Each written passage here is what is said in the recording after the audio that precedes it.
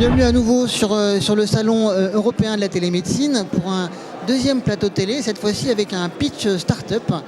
Et donc je vais donner la parole suite à Alexandre Maisonneuve, directeur médical de CARE, qui va commencer par nous présenter la solution CARE.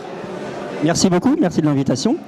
CARE, c'est une solution de téléconsultation à destination de tous les patients et tous les médecins.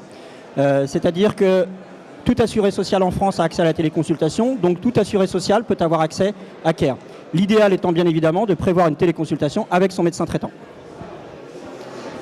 Vous pouvez nous en dire un peu plus? Quel était votre constat? Où vous en êtes de votre développement?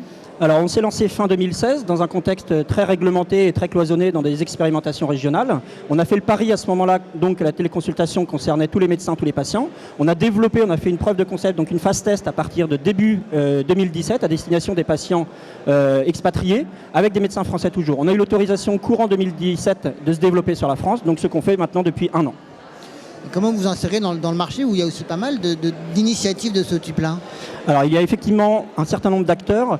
Notre grande particularité, c'est de ne pas être en inclusion avec un contrat d'assurance ou autre. On est complètement indépendant. On ne s'adresse pas à des patients qui sont clients d'un contrat de complémentaire santé. On s'adresse à tous les patients.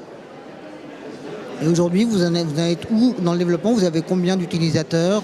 Alors, si on parle chiffres très clairement, on a 50 000 patients inscrits, on a réalisé plus de 10 000 téléconsultations, on a passé le cap récemment.